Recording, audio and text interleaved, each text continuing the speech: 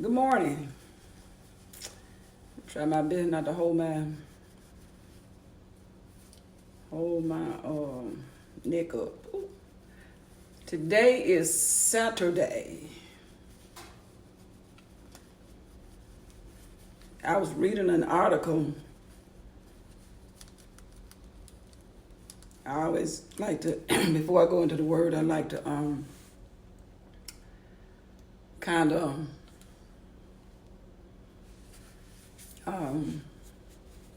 share some things that I either learned or gave some thought. Hey Wayne, thank you for coming. I hope you get a chance to stay.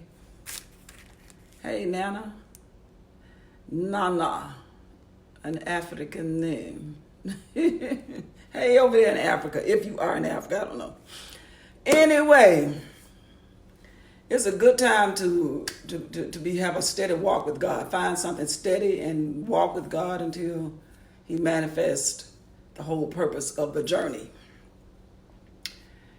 I posted on my page, and I do it for myself. It's a point of reference for me.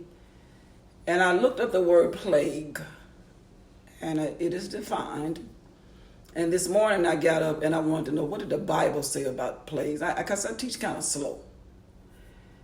And I posted an article that was written March 29th, 2020, a few days ago.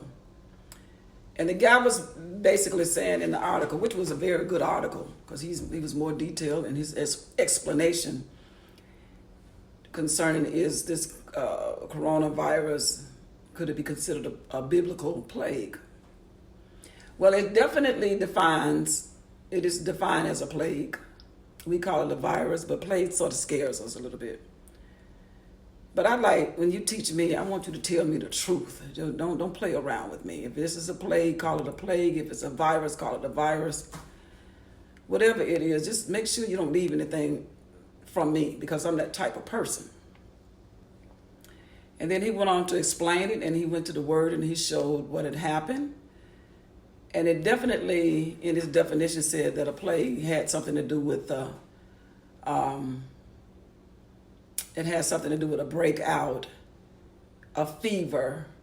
It affects the lungs, and it kills many people rapidly.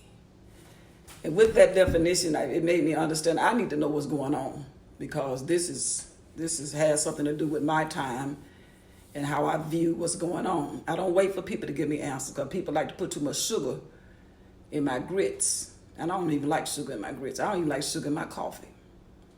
So when you tell me something, don't play with me. And that's pretty much how I come across. Sometimes I'm, by nature, I'm comical. At least that's what the kids say at school. And but when it comes down to what I need to know, I just need you to be real with me. And so as he spoke in his article, and I posted, he was really adamant about, he was very clear, much more clear than me, but he made this little phrase in there and said, if we say that the coronavirus is a plague, then he said we have gone too far. However, he said that March 29th, 2020. This morning when I got up, I looked at milk from dairy farmers, and it was flushing the milk and flushing it. It was coming out like a river. And the farmer said that they can't keep that milk that long because people are not buying. And what we normally produce, we got to get rid of, otherwise we just wasting. So it's little bitty things that are progressively making us to a point that something is happening. And God is God. And I think a lot of us don't want to live in the day or identify the day like the day of Noah and actually see the results of God's anger. So we want to dismiss this because we're just so used to, like children, we're just waiting for this punishment to be over. But this is the longest they have ruled out. This is not the symptom of a cold. They've ruled out that this is not the flu. because those things we can kind of control. This thing is out of our control. So is it a good time to measure ourselves or what the word might be saying? I think that every day, that whether it's a sunny day, a good day, a shopping day, or a slow day, or whatever kind of day it is, I think it's a day to seek the Lord. I just don't, this time had nothing to do with me and being in the Word. I've been in the Word like this. I started when I retired, it'll be a month in May. Sometime next month I retire from teaching. And from that day up until this day, I decided to do what I've asked people to do for 25 years, and that's read the Word. And since people didn't read, I decided, okay, you don't read, I'm going to read it for you. So I just try to share on Facebook one chapter a day, and I am trying to build another audience. But Facebook seems to be the ground that's easy for me to plant in. But I'm really trying to get into YouTube and build an audience there. So my name is Brenda Hudson on YouTube, but it's the same video. I don't do anything different. It's just, if you ever want to go straight to a particular chapter, then you could just pretty much put Brenda Hudson and just say Genesis 13 and it'll pop up. And then you won't have to go through all the comments and all that stuff, because I won't save those things. But anyway, I'm serious about the Word of God, and sometime throughout the day I may post, and it might be like yesterday I posted, and I didn't have on earrings, and I ain't have on no makeup. I just went on, said what I had to say. And I'll say it again, while I do have on a little makeup and some earrings, I said, and this is what I said. I said that we are living in a time where people are, number one, and let me add little words to it, like we're not educated. We're not educated in the Word of God. We've taken God's place of worship in his place that he has his logo on or his name, and we have turned it into an entertainment center, or we turned it into a place of merchandise. Just like Jesus went in and clearly said, with that little thing in his hand, be no animals. He didn't hit the people. He was get this junk out of here, get this junk out of here, get this out of my Father's house. Because this ought to be a place where you pray. This is a place that's set aside for my Father. And it angered him. And so I know that we play, because here I am at 60 years old, and I'm hunting the Word like I hunger. And I've sat in churches with my daddy. He was uneducated, and he taught. I don't know what he was teaching, but anyway, because I can't lie. What is my daddy? It's the Word. And I love my daddy, but I separate the two. And I grew up around, and my mama, with all of her heartbeat, she loved, all she knew about the Word of God, she couldn't read. So whatever you told her, she had a sharp ear, and she would just, gave us what they told her. And I wanted to please my mama. But my mama had to be separated from what she taught me and the Word of God. And then I grew up, I always wanted to know what the Word said. And then I grew up and I watched people, but I was always uncertain about why we did what we did, because our relationship with God was ours, and it was like a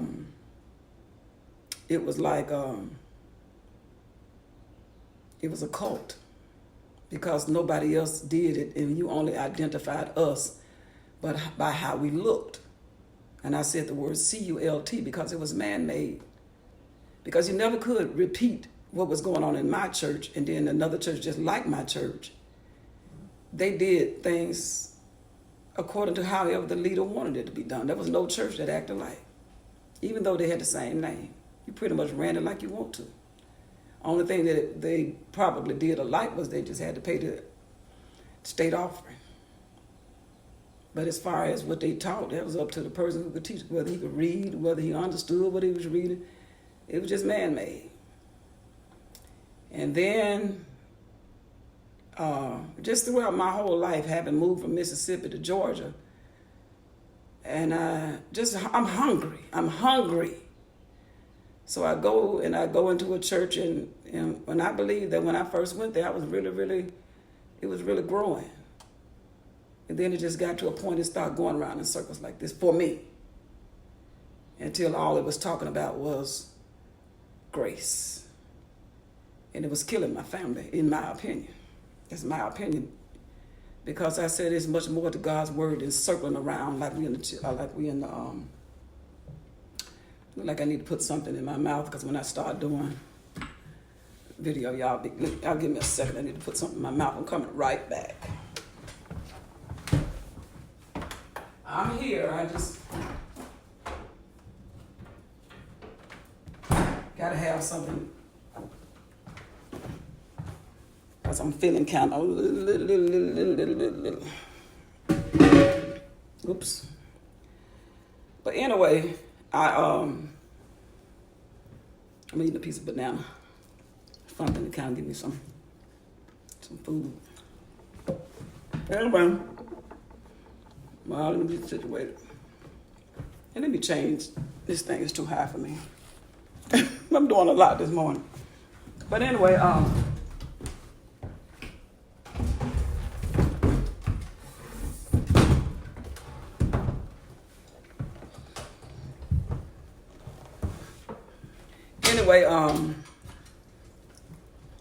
probably it's just real over here.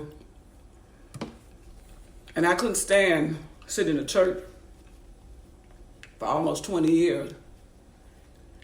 And we just circled around the word. I was too hungry. So in my search, I sort of didn't go anywhere for a minute.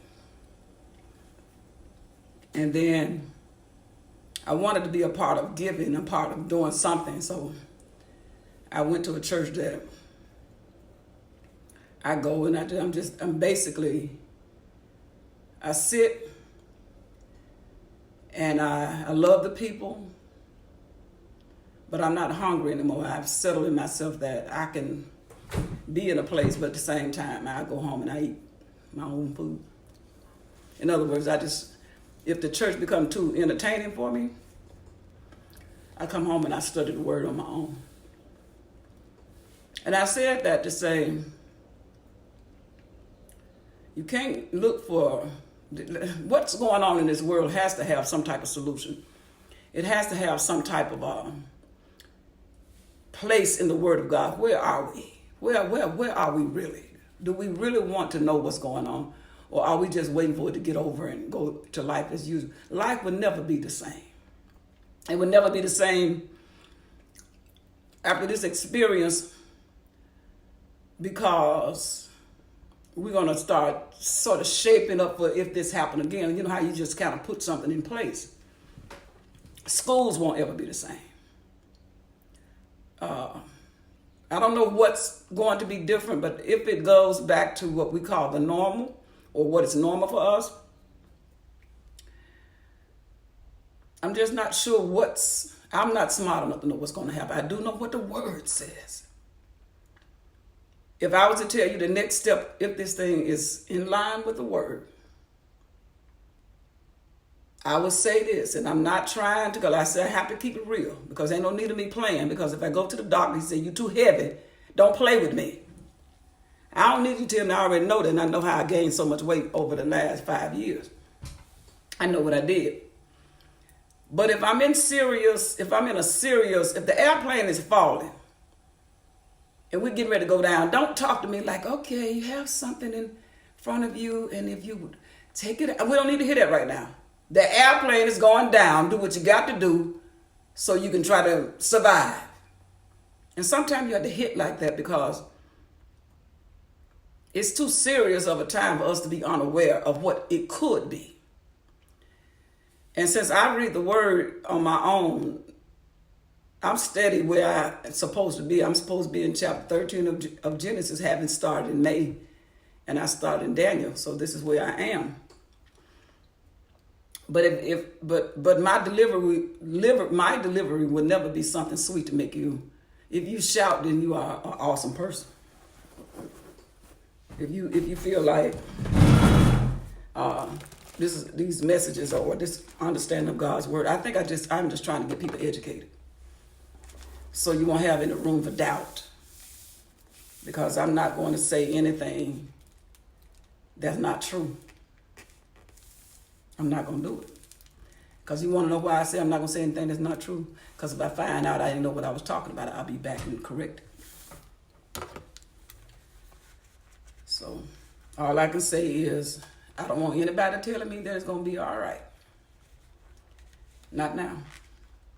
I need to know how we got here and why we're here. Can we say that the word said this and we are parallel with the word? But telling me something that's going to be all right and they pouring out milk by the tons. Let's just pay attention. And God is not trying to scare us. If anything, God is a father who's saying that you all have allowed too much of neglecting what I said, and I have to bring punishment or rearrange some things so that I won't lose you. Because ultimately, I'm trying to shape you to understand I'm God and I cannot lie. If I gave my children, the children I selected to be called my own, the hand-picked one, Abraham's children, who we're getting ready to talk about, if I didn't play with them, Gentiles, you think I'm going to play with you? I opened up the earth and swallowed a lot of them. I sent plagues after plague after them to get them to understand I'm not playing. You are my example to the world. And if I'm not going to play with my very own name by name, look like me, walk like me, talk like me, educated by me, and then I let the Gentile be engrafted in and say, y'all come in because they dropped the ball, and I'm allowing you to come in. You think I'm going to ignore what I didn't let my own family do, and I'm going to let the neighbors, the adopted ones come in? Not that I love you any less. You were always on my mind. You were always my plan. But notice what I did to my first child or my first set of children. And they still won't listen. And I love you enough to let you know, check me out. I don't back down in the word. I don't put too much water in what I say. I don't dilute what I say. I'm God. And somebody got to pay me attention. Because anything that ain't bringing forth fruit, it's got to come down. I'm not going to let everybody, I'm not going to have lame and blind and halt people when I know what I made you out of. I made you out of my mind. I know what you're created to be. And I pray for every leader that you really take the time to, we don't want to hear you. We don't want to hear what God told you. Tell us what God told us. What is God saying to us? God is more, his food has more nutrients. I don't want filtered word. I want the word straight raw out of the word. And so let's go get in it. Father, I know that your word is right. And I know that, hey, Margaret, hey, Damien, hey, Alex Brown Golden, hey, cousin. So let's get us some healthy food from the word of God as in Genesis 13. And let us not dilute it, play with it. Let's just read it. All right, now, what happened yesterday, and I'd like to build up to the 12th, from the 12th to the 13th. Abraham went to, he's in Africa. And he's in a location called Egypt. And he told his wife, you so good looking until I know they're going to want you. So I need you to just go along with this plan I got. Please, tell that man you're my sister, because if he find out you're my wife, he'll kill me for you. Then do this for your sake now, for your sake. And so that's how the plan went. Before they got there, they fell out just like Abraham said. And when he got there, the whole house was filled. The whole facility of Pharaoh was plagued. They had breathing problems. People were dying, and it was a plague. That's what a plague does, because that's what the word called it. And Pharaoh said, what's up with this? And then you're looking at the pretty woman. She's still pretty, but everything around her getting sick. And so he had to get smart. And he was smart enough to say, it's a plague. And something happened. Ever since you've been here, I noticed that you ain't coughing. You ain't had no fever. You look good, though. And you still look good. And then he said, something ain't right.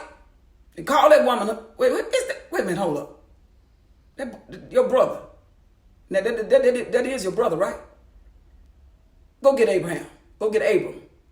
Now tell me. Now, you know I don't play. Man, I'll kill you. I'm just saying. This is me adding that to that. Is this this can't be your sister. This your wife? Abraham, yes, my wife. Why did you deceive me? Because I know she looked good. And I know you'll kill me for my man, get out of here. I command you, get this man out of here. He can keep all that stuff I gave him, all that rich stuff. Take it, get out of here. And he's, he had to leave. So as Noah. When that ship started rising, them folk were not crazy. Something on this ship that shouldn't be here. It was Noah. And he got off and the sea said, shh, the sea just went back to normal. So anyway, let's go to see what's going on here. Abraham got his wife, and now we are in chapter 13. And God is with Abraham because this is the journey of Abraham. Every ground that Abraham treaded upon, God said, let it be known, this is going to be for you and all the people that's coming out of you. And Abraham went up out of Egypt. He went up out of Egypt. Who else went with him? His wife. She didn't have that plague either. She didn't have no virus. She didn't have none of that stuff. And all that he had, and Lot with him into the south. He said, we're going to kind of go back. Let's just see what the word says. And Abram was very rich in cattle. God sent him. He was rich in cattle. He had silver and in gold. Those true riches. Ask a cowboy. All of us know about the silver and gold. We already know that. And he went up and he went on his journeys with an S from the south even to Bethel unto the place where his tent had been at the beginning between Bethel and Hai. So Abram went back to where he started. I don't know why Abram went back to where he started. I don't know if he said, let me start this thing over and rethink what I'm doing. Not to say I'm going to quit, but whatever God's plan was, he went back. And he went back to where he started. He went back to the place of the altar. He said, because I marked this place. I put an altar here, which he had made there at the first. And there Abram called on the name of the Lord. He said, I know I need a place where I can it's already marked. I don't have to build another one. Let me go talk to the Father. And Lot also, which with him, and Lot also, which went with Abram, had flocks and herds and tents. With S on, a lot of people. It was a lot of people with Abraham. Abraham had so much until he had to have protection. So he had bodyguards and he had people that knew how to fight. Abraham was somebody serious with God. And Lot also, which went with Abraham and had flocks and herds and tents, and the land was not able to bear them. They had so much stuff.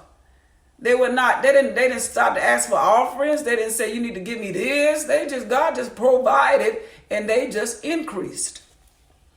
And the land was not able to bear them that they might dwell together. For their substance was great. All that stuff they had was great. So they could not dwell together. It's just too much. Move over here and move over here. And this gold is heavy and this silver. All this God provided for the guy who said, come follow me.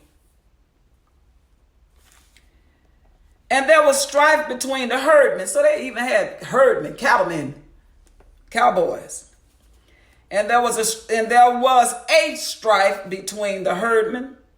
A strife between the herdmen of Abraham's cattle and the herdmen of Lot's cattle. In other words, they could identify why they were having a problem. A strife. So the herdmen's over here say, your cows getting mixed up with my cows. No, I mean none of your cows. But strife. And the Canaanites and the Perizzites dwelled then in the land. So this is where the Canaanites and the Perizzites dwell there in the land. This is that land that God told Abraham one day, this gonna be your land. So I guess he said, I'm going back to what I already know is mine, even though my name ain't on it yet. But yes, it is, because God named it. But Perizzites and Canaanites, they dwell that land too. So we got all these cows. My cow, your cow, they probably got cows all too. The hill cow, there. And Abraham said unto Lot, let there be no strife. Let there be no strife, I pray you, between me and you, and between my herdmen and your herdmen, for we are brethren. Let's don't have anything that's different between us. Let's fix this strife. He said, is not the whole land before you? Is all this land that's before you? Is it the whole land? Separate yourself. In other words, I pray you from me. In other words, let's put some space between us. If you would take the left hand, I will go to the right. Or if you depart to the right hand, then I will go to the left. Somebody said, well, let me read this. Because if I start saying what somebody said, let's just see what the word says. And Lot lifted up his eyes and beheld all the plain of Jordan, that it was well watered everywhere before the Lord destroyed Sodom and Gomorrah, because that's going to happen later. Even as the garden of the Lord, you know how God's garden looked, like the land of Egypt, as you come unto Zoar. So Lot was able to identify, I see a place I think I like. Now, somebody said that Lot was picking this part because he was like, this the best, I'm going to get it. Well, I say it like this. If I offer you a cake and I said, if you want this half, the strawberry, or if you want the chocolate, is either one. You take it. Whichever one you don't want, I'll keep. I don't think that Abraham would have let his nephew, because this is his nephew, his brother died, take a part of the land that he thought would bring him harm. Abraham didn't play. He sincerely said, if you want the left, I'll take the left. I'll take the right. And if you want the right, I'll take the other side. But some Bible teachers just say that, he was a little selfish. Well, I'm like this. If I truly ask you what part you want, I'm not being selfish if you take that. I really want you to have whatever you want. I mean it from the bottom of my heart. I believe that that's why God chose Abraham, because he was a man of his word. And if he didn't do something right, he made sure he didn't keep lying about it. So when he gave that offer, that side to Lot, that was just to show that the love of God. It was like, it doesn't matter to me. I'm well aware what's on that side. I knew that Pharaoh was going to want my wife, and it happened just like I said. So I'm just asking you, which one do you want? Because I truly will take whichever one you don't want. That's just who I am. And so I listen to other Bible teachers, but I always have to listen to what they say in order to say, do my mind want to receive it like that? Because it didn't make sense to me, because it seemed like Abraham helped set his young nephew up. And that's not the case. He just actually told him, you want that side? Take it. I'll take that side. He was just that. Some people are just genuine. And I think that's what Abraham was. I think he was genuine. And I think that Lot had the right to take what he had the right to, because it was offered. If I say you want to sit in the front seat or the back seat and you decide to sit in the back, that's what I offered. That's what you wanted. And I'm cool with that. And Lot lifted up his eyes and beheld all the plains of Jordan, that it was watered and everywhere before the Lord destroyed Sodom and Gomorrah, even as the garden of the Lord, like the land of Egypt, as thou comes unto Zoar. Then Lot chose him all the plains of Jordan. So Lot said, I checked it out and I want this side. Then Lot chose him all the plain of Jordan, and Lot journeyed east. So he said, I'm gonna go back toward this way. Plus, this is kind of close to where we started out anyway. And they separated themselves the one from the other. Abraham said, see, I thought that's what you were going to do. That's what they did. You did. Abraham didn't do that. They separated. Abraham dwelled in the land of Canaan. So it's back on Abraham. Lot got his plot. Abraham said, he dwelled in the land of Canaan. This is that land that God told him that would be his. And Lot dwelled in the cities of the plain. In other words, he had a good spot too. and pitched his tent towards Sodom. Now, some people take that and say, see, he was just looking at the world's way. Just for me, I just say, let's just say what the doctor said. The doctor said he didn't have any motives other than that's just where he pitched his tent. That's all I can say. And maybe later we'll find out that he did have another, he was trying to be, no, I just can't say that right now. But the men of Sodom were wicked, and this is where he pitched his tent. But the men of Sodom, wicked and sinners before the Lord exceedingly. I don't know how much wicked people can be other than what I have experienced in my life. But according to the word of God and what Jesus said, we look much worse. Because he said if Sodom and Gomorrah had had the word like you got the word, they would have been still alive today. Jesus said that. So whatever they did and whatever we doing, let's just keep the word. Let's stop. That's what we need to do. And the Lord said unto Abram, after that Lot was separated from him. So let me talk to you. Y'all got this strife out the way? All right? Because even though it was with your herdmen, y'all still in charge. Even though it was with the different members of this church and this church, it's still a problem with the leaders need to come together. Find out what are we doing that's different. Why the sheep trying to eat at your pasture and leaving my pasture? I don't know. Anyway. And the Lord said unto Abraham after Lot was separated from him, lift up now your eyes. All right, get your eyes up. And look from the place where you are northward. He said, I want you to look north and south. Look to your east and look to the west. Look all around you. For all the land which you see, to thee will I give it, and to your seed forever. This is a reminder. I told you once, I'm telling you again, I'm a father. Everything you see, Abraham, I ain't changed my mind. I ain't bring up the fact of you did something wrong, because that's not who I am. I don't jump Brenda every time she does anything wrong. She walks with me. And yes, sometimes I have to get that staff and yank her back in line and say, don't eat over on that side. And that's the way God is. Whoever told us that there was a separated group of people who don't do anything, God is a father. And what does a father do? He nourishes, he cares, he corrects. And in him, you are going to be corrected. You are going to miss it. You are going to deliberately do something, but he says, stay with me. Don't venture off. Don't just stay with me. And I'm going to whoop you when I need to. And then I'm going to buy you something to eat. Then I'm going to make sure you sleep in a nice bed.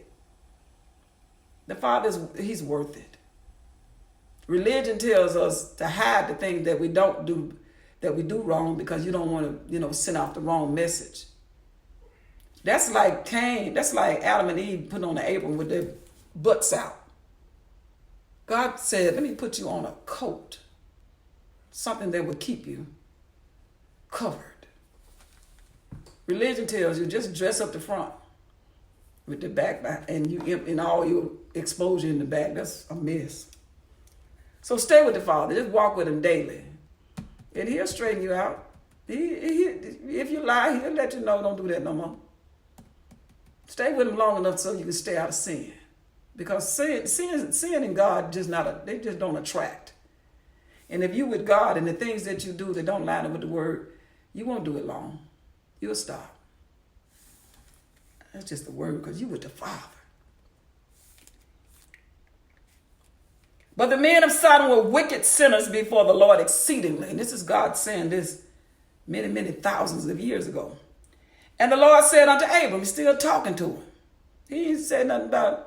He said, after that Lot was separated from him, he could have said, you better keep your eyes on Lot. No, he didn't. He said, lift up now your eyes and look up from the place where you are, northward, southward, eastward, and westward. For all the land which you see, to thee will I give it, and to your seed forever. And I will make your seed as the dust of the earth. And nobody can count that but me. I know every particle. I know the ones that behind Brenda's desk, her bookshelf, the chair leg, behind the pictures on the wall, how much on the ground. I know the dust number. And he said, what was that? He said, 16th verse, and I will make your seed as the dust of the earth everywhere. You're gonna have people up that you can see, down you didn't know you had. You know how dust is? Dust got a way of just being in the ceiling fan, in the blinds, behind the refrigerator, all up in the refrigerator, in the parts that got the water line, and all behind the stove, and all inside the drawer, in the parts you can see and what you can't see, on the ground what you do see. Think about it. I got people everywhere, Abraham, for you. And I will make your seed as dust of the earth, so that a man can number the dust. So that if a man can number the dust of the earth, then shall thy seed also be numbered. In other words, if they can't tell me how many particles of dust is on the earth, they cannot tell me how many people going to come through you. He said, arise, Abraham, walk through the land and the length of it and the breadth of it, another length and the width. For I will give it to you. As long as you say what I say, the way I said it, walk. And whatever your feet tread upon, it's yours. Then what did Abraham do? A man of faith. A man of faith means that he listened to God. God gave instructions.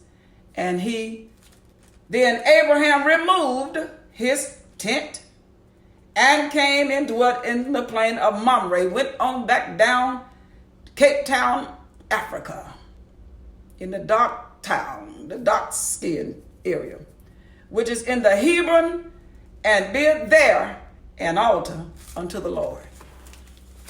That's why I like Abraham. He obeyed God and he was in Africa too. Anyway, I'm just playing. I'll talk to y'all later. Love y'all. Bye.